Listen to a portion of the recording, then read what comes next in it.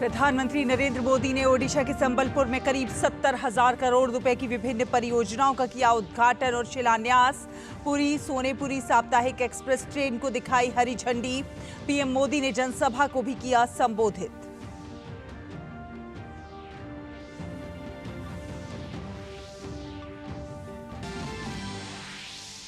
प्रधानमंत्री ने कहा, न्याय को सुनिश्चित करने के लिए देशों के बीच सहयोग जरूरी। Commonwealth legal education association, Commonwealth attorney और सॉलिसिटर जनरल कॉन्फ्रेंस 2024 का किया उद्घाटन। 3 नए आपराधिक कानूनों में दंड के बजाय न्याय पर दिया गया जोर। भाजपा के वरिष्ठ नेता और पूर्व उप प्रधानमंत्री लालकृष्ण आडवाणी को देश के सर्वोच्च नागरिक सम्मान भारत रत्न से किया जाएगा सम्मानित। प्रधानमंत्री नरेंद्र मोदी ने फोन कर दी बधाई। कहा, देश के विकास में आडवाणी जी का योगदान अविस्मरणीय। आडवाणी जी ने पत्र लिखकर जताया आभार।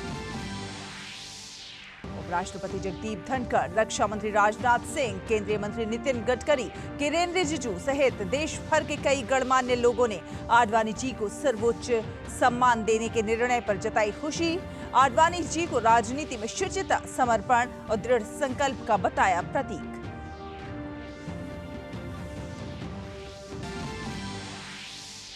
यूसीसी ड्राफ्ट पर उत्तराखंड कैबिनेट की अहम बैठक आज। ड्राफ्ट को मंत्रिमंडल की मंजूरी मिलने के बाद 6 फरवरी को विधानसभा में किया जाएगा पेश।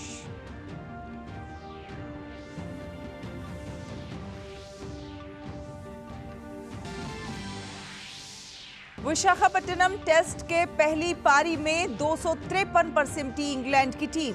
भारत को मिली 143 रनों की बढ़त। जसप्रीत बुमराह ने झटके 6 विकेट।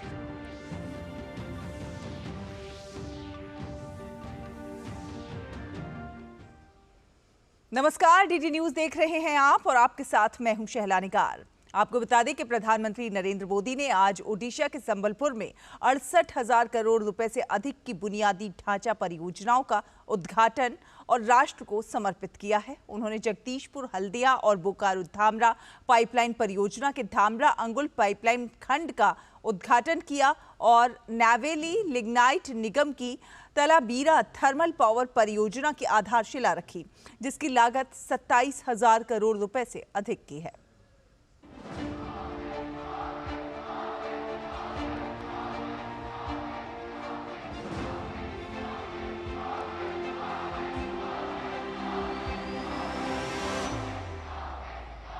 आज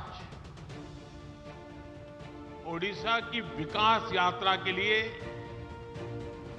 बहुत ही अहम दिन है।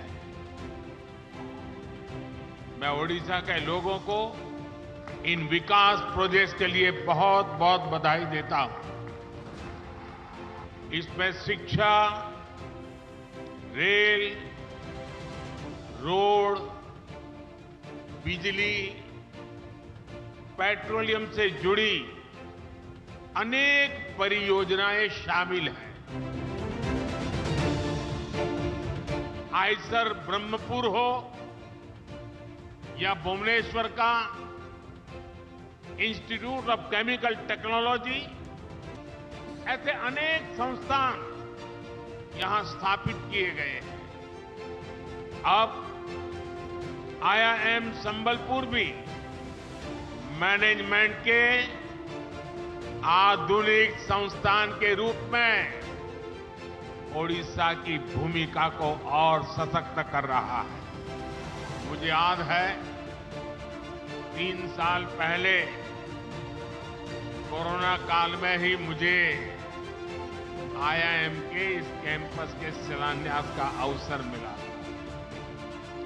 अनेक रुकावटों के बावजूद ये शानदार कैंपस बनकर तैयार है। आज भी यहां नेशनल हाईवे, उससे जुड़ी 3 बड़ी परियोजनाओं का लोकार्पण किया गया। इन प्रोजेक्ट से झारखंड और ओडिशा के बीच इंटर स्टेट कनेक्टिविटी बढ़ेगी और यात्रा की दूरी भी कम होगी। आज संबलपुर तालचेर रेलखंड का दोहरीकरण, चार तरफा से सोनपुर सेक्शन तक नई रेल लाइन का भी शुभारंभ हो रहा है। पूरी सोनपुर एक्सप्रेस से सुबर्णपुर जिला यानी हमारा सोनपुर जिला आज रेल कनेक्टिविटी से जुड़ रहा है।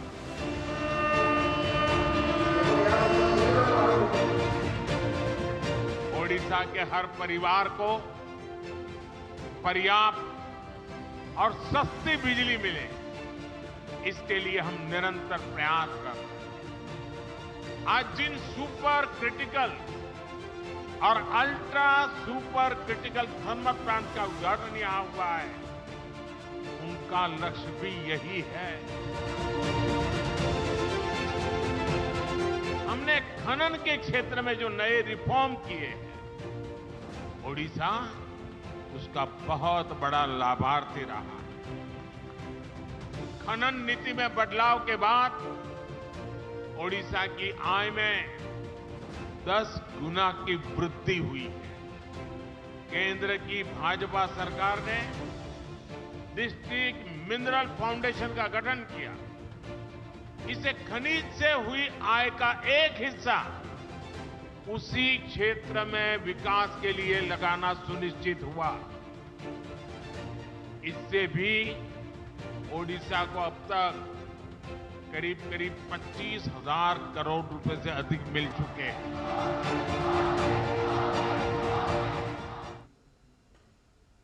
प्रधानमंत्री नरेंद्र मोदी ने ओडिशा के संबलपुर में एक विशाल जनसभा को संबोधित किया। प्रधानमंत्री ने अपने संबोधन की शुरुआत पूर्व उप प्रधानमंत्री लालकृष्ण आडवाणी जी के योगदान की सराहना करते हुए की। प्रधानमंत्री ने कहा कि ये सम्मान उस विचारधारा का सम्मान है जो राष्ट्र प्रथम को लेकर चलती है। प्रधानमंत्री ने कहा कि आडवाणी जी ने भारत के लोकतंत्र को एक पार्टी, एक परिवार की कैद से निकालने के लिए निरंतर संघर्ष किया। प्रधानमंत्री ने कहा कि आडवाणी जी ने परिवारवादी विचारधारा को चुनौती देकर भारत के लोकतंत्र को सर्वसमावेशी और राष्ट्रवादी विचारधारा से जोड़ा। अंतरिम बजट का जिक्र करते हुए प्रधानमंत्री ने इसे गरीबों को सशक्त करने की गारंटी बताया।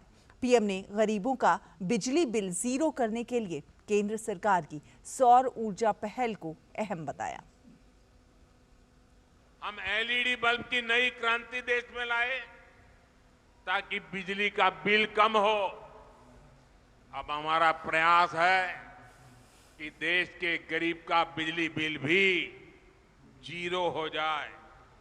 इसलिए इस बजट में 1 करोड़ परिवारों के लिए रूफटॉप सोलर पावर स्कीम की घोषणा की गई है। इससे छत पर सोलर पैनल लगाकर बिजली पैदा करने वालों को मुफ्त बिजली तो मिलेगी ही, वो ज्यादा बिजली पैदा कर उसे बेचकर उसके भी पैसे की कमाई कर सकेंगे। प्रधानमंत्री ने कहा कि 2014 से पहले भारत का युवा निराशा में डूबा था, जबकि आज देश का युवा आत्मविश्वास से भरा हुआ है और इसकी वजह यह है कि युवा शक्ति के पीछे ईमानदार भाजपा सरकार खड़ी है। पीएम मोदी ने जनजातीय समाज के कल्याण के लिए उठाए गए कदमों का भी उल्लेख किया। बीते 10 वर्षों में जनजातीय कल्याण के लिए बजट को हमने कई गुना बढ़ाया है। ये भाजपा ही है जिसने ओडिशा की सम्मानित बेटी आदिवासी समाज की प्रतिनिधि आदरणीय द्रौपदी मुर्मू जी को देश का राष्ट्रपति बनाया है। अभी 3 दिन पहले जब उन्होंने संसद को संबोधित किया तो पूरी दुनिया उनके एक एक शब्द को ध्यान से सुन रही थी। लेकिन ओडिशा के मेरे भाइयों और बहनों, आपको याद रखना है, ये कांग्रेस और उसके सहयोगी दल है जिन्होंने द्रौपदी मुर्मू जी के खिलाफ पूरी ताकत लगा दी थी। और वो द्रौपदी जी का अपमान था ऐसा नहीं, समग्र देश के आदिवासी समाज का अपमान था। प्रधानमंत्री नरेंद्र मोदी ने CLEA कॉमनवेल्थ अटॉर्नी और सॉलिसिटर जनरल कॉन्फ्रेंस 2024 का शुभारंभ किया। दिल्ली के विज्ञान भवन में आयोजित इस समारोह में राष्ट्रमंडल देशों के अटॉर्नी जनरल और सॉलिसिटर शरीक हुए। शुभारंभ समारोह को संबोधित करते हुए पीएम मोदी ने जांच और न्याय के क्षेत्र में देशों के बीच सहयोग बढ़ाने पर जोर दिया। पीएम ने कहा कि नई आपराधिक चुनौतियों से निपटने के लिए प्रभावी रणनीति जरूरी है। दिल्ली के विज्ञान भवन में हो रहा ये कार्यक्रम राष्ट्रमंडल देशों के बीच न्याय और कानून के क्षेत्र में सहयोग बढ़ाने की दिशा में बड़ा कदम है। CLEA कॉमनवेल्थ अटॉर्नी और सॉलिसिटर जनरल कॉन्फ्रेंस 2024 का शुभारंभ प्रधानमंत्री नरेंद्र मोदी ने किया। कार्यक्रम में राष्ट्रमंडल देशों के अटॉर्नी जनरल और सॉलिसिटर शरीक हुए। पीएम ने अपने संबोधन में नई आपराधिक चुनौतियों से निपटने के लिए नए नजरिए के साथ काम करने की जरूरत पर बल दिया।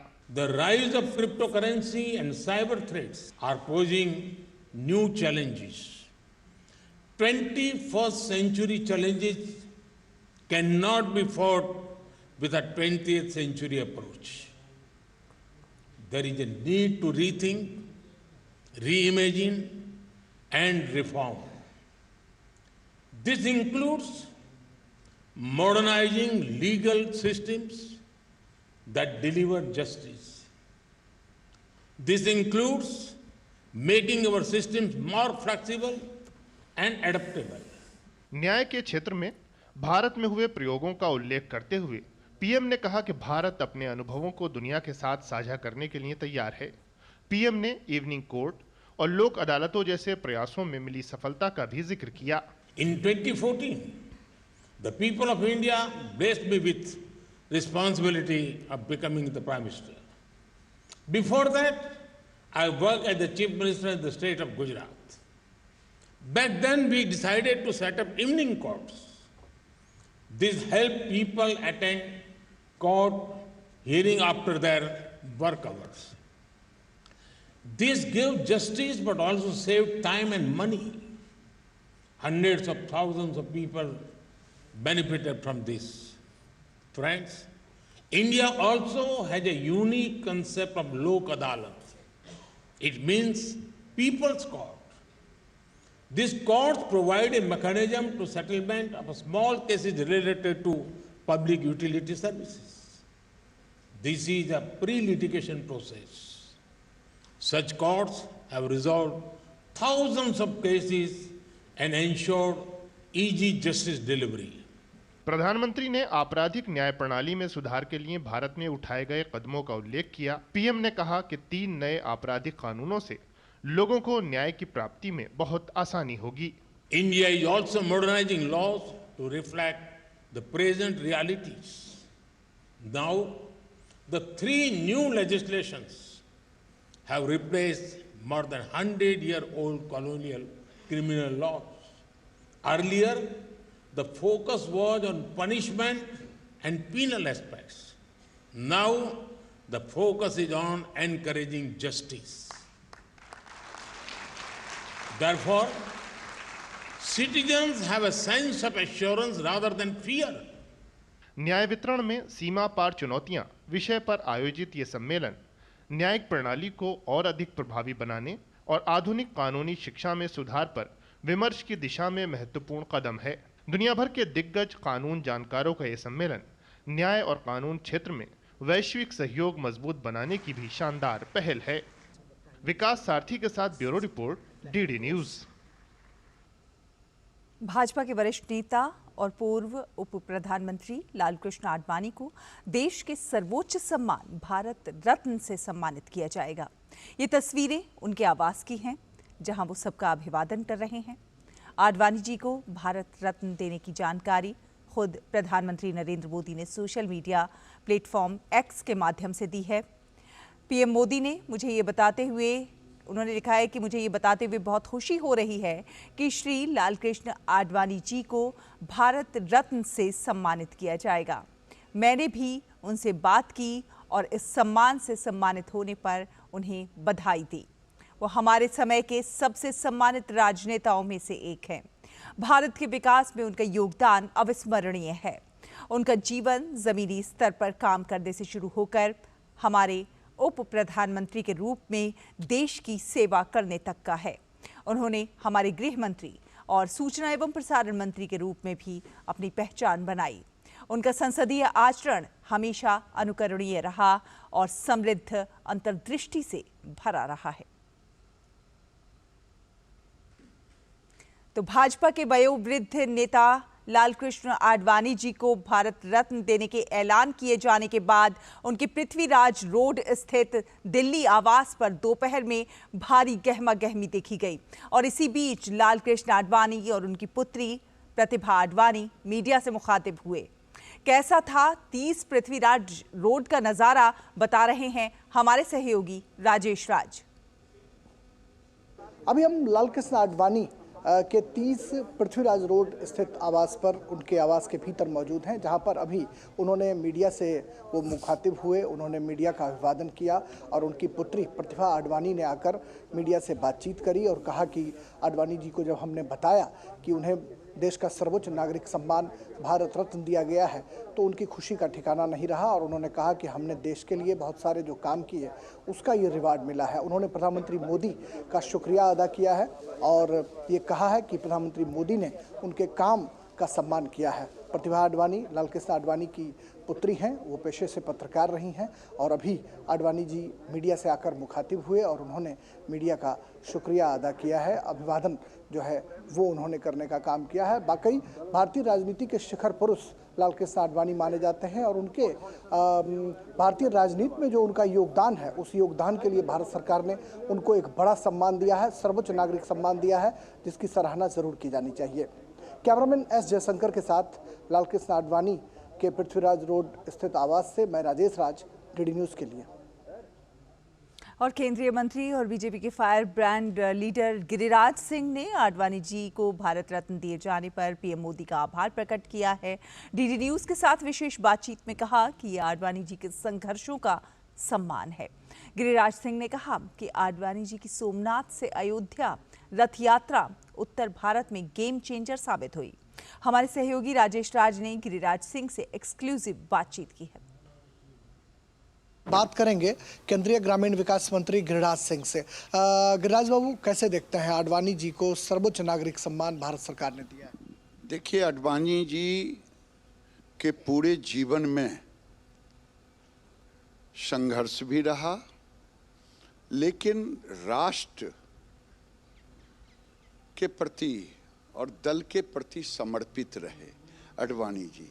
और मैं समझता हूं उप प्रधानमंत्री का पद हो, गृह मंत्री का पद हो, आडवाणी जी के लिए वो पद छोटा, आडवाणी जी का व्यक्तित्व बड़ा।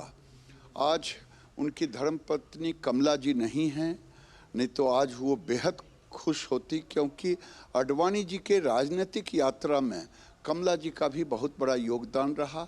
मैं इस अवसर पर केवल आडवाणी जी को बधाई नहीं दूंगा, साथ साथ देश के प्रधानमंत्री नरेंद्र मोदी को बधाई दूंगा कि आपने आडवाणी जी का जो सम्मान किया है, देश के कार्यकर्ताओं का, देश के लोगों का सम्मान है। आपने बिल्कुल सही कहा कि आडवाणी जी का जीवन संघर्षों से भरा रहा। 2 से पार्टी को सत्ता के शीर्ष पर पहुंचाना, उनकी सोमनाथ से अयोध्या की जो यात्रा थी, रथ यात्रा, वो कहीं ना कहीं उत्तर भारत में हिंदी पट्टी में एक गेम चेंजर साबित हुआ और मंडल कमंडल के दौर में आडवाणी जी ने बीजेपी को स्थापित किया। देखिए, आडवाणी जी का वो यात्रा राष्ट्र के प्रति संकल्पित यात्रा था, सोमनाथ से अयोध्या। आज आप देख रहे हैं कि वो प्रभु श्री राम उस यात्रा के प्रतिफल मंदिर बन गया और माननीय प्रधानमंत्री जी ने प्राण प्रतिष्ठा की है।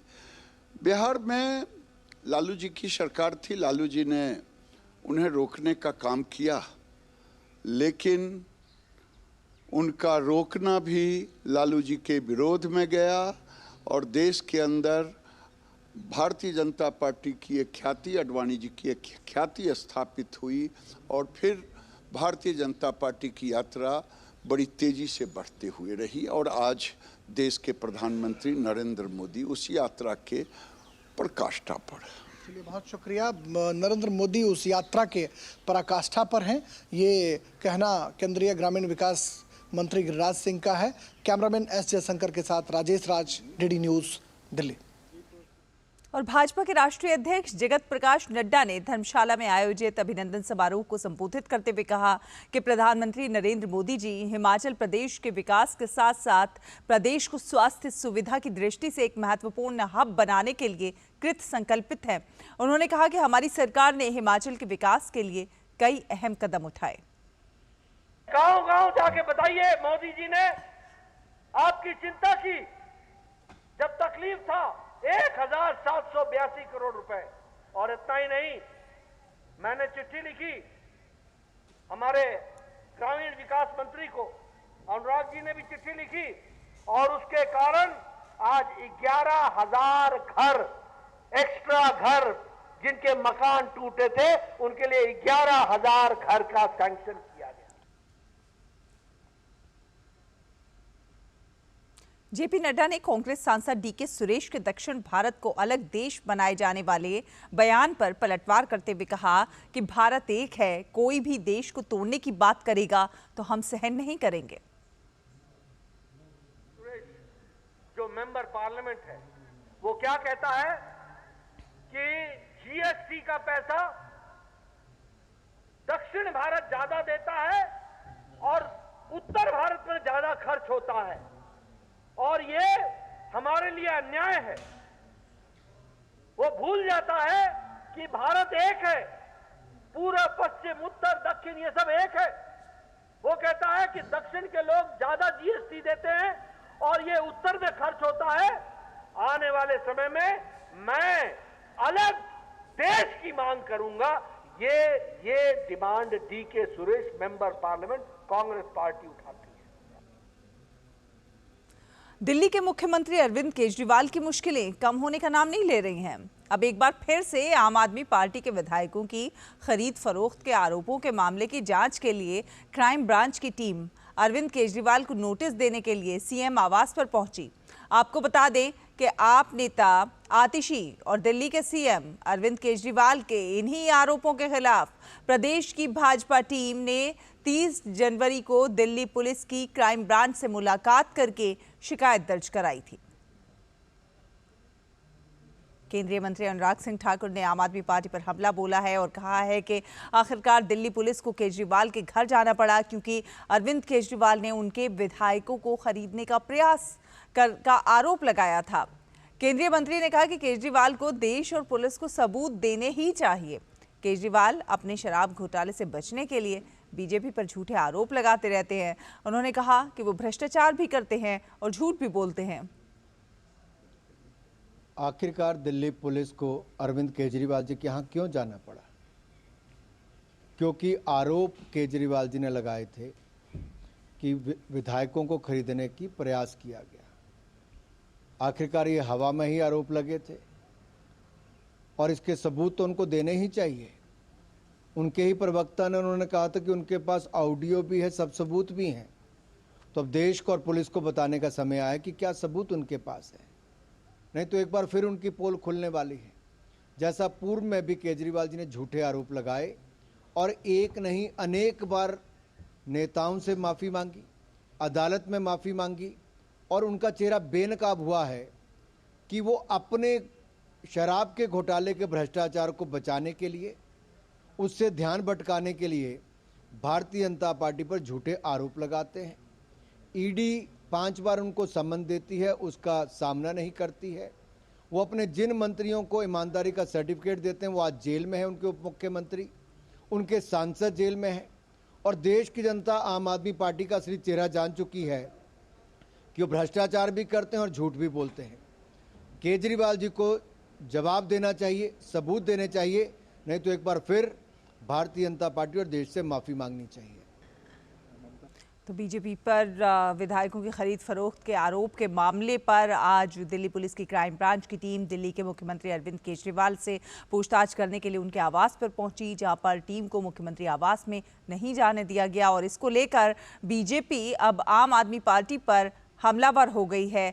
बीजेपी प्रवक्ता शहजाद पूनावाला ने कहा है कि 5 बार ईडी के समन के बावजूद केजरीवाल भाग रहे हैं। दूसरी तरफ जो उन्होंने आरोप लगाए हैं उसमें भी एजेंसी का सहयोग नहीं कर रहे हैं। लैब टेस्ट में भी लूटने का काम किया गया है, परंतु केवल अरविंद केजरीवाल को दिल्ली की जनता और भारत की जनता भ्रष्टाचार का बेताज बादशाह नहीं कह रही है। आज दिल्ली की जनता विवश है केजरीवाल को भगोड़ा केजरीवाल कहने के लिए। भगोड़ा केजरीवाल विचित्र स्थिति है, और यह विचित्र स्थिति इसलिए निर्माण हुई है क्योंकि जब एनफोर्समेंट डायरेक्टोरेट 5-5 समन जारी करता है एक बेहद गंभीर शराब घोटाले के मामले में, तब अरविंद केजरीवाल भाग जाते हैं। समन्स दिए गए हैं पर वो पेश नहीं होते हैं, एजेंसीज के साथ, इन्वेस्टिगेशन के साथ कोऑपरेट नहीं करते हैं। केंद्रीय मंत्री अनुराग सिंह ठाकुर ने कहा कि मोहब्बत की दुकान में अब नफरत का सामान बिक रहा है, गठबंधन बिखर रहा है। पहले नीतीश कुमार और अब ममता बनर्जी ने भी गठबंधन का साथ छोड़ दिया है। अब तो ममता बनर्जी भी कह रही हैं कि कांग्रेस को 40 सीटें भी नहीं मिलेंगी। मोहब्बत की दुकान में नफरत का सामान बिक रहा है, तभी तो पहले नीतीश कुमार जी चले गए, अब ममता बनर्जी जी जाने का नाम ले रही हैं और ये भी कह रही हैं कि कांग्रेस को 40 सीटें भी नहीं मिलेंगी और बंगाल में तो कांग्रेस का खाता भी नहीं खुल पाएगा। वहीं भाजपा नेता और सांसद निशिकांत दुबे ने पश्चिम बंगाल की मुख्यमंत्री ममता बनर्जी के बयान पर कहा है कि ममता 40 सीटें तो ज्यादा कह रही हैं क्योंकि वो कांग्रेस के प्रति थोड़ी सी भावुक हैं। हम तो कांग्रेस को 10 सीटों के लिए देने के लिए भी तैयार नहीं हैं। 40 सीट तो वो ज्यादा कह रही हैं क्योंकि थोड़ी इमोशनल है वो कांग्रेस के प्रति। हम तो 10 सीट से भी ज्यादा देने को तैयार हैं। और अब अगली खबर, पीएमएलए कोर्ट रांची ने झारखंड के पूर्व मुख्यमंत्री हेमंत सोरेन को चंपई सोरेन सरकार के फ्लोर टेस्ट में भाग लेने की अनुमति दे दी है। उन्हें 31 जनवरी को प्रवर्तन निदेशालय ने कथित भूमि घोटाले से संबंधित मनी लॉन्ड्रिंग मामले में गिरफ्तार किया था। झारखंड के नए मुख्यमंत्री चंपई सोरेन 5 फरवरी को विश्वास मत हासिल करेंगे और इसके लिए राज्यपाल सीपी राधाकृष्णन ने झारखंड विधानसभा के विशेष सत्र के प्रस्ताव को स्वीकृति दे दी है। कल ही राज्य में चंपई सोरेन ने मुख्यमंत्री पद की शपथ ली थी। इसी के साथ इस बुलेटिन में फिलहाल इतना ही। डीडी न्यूज़ पर खबरों का सफर लगातार जारी है। आप देखते रहिए डीडी न्यूज़। नमस्कार।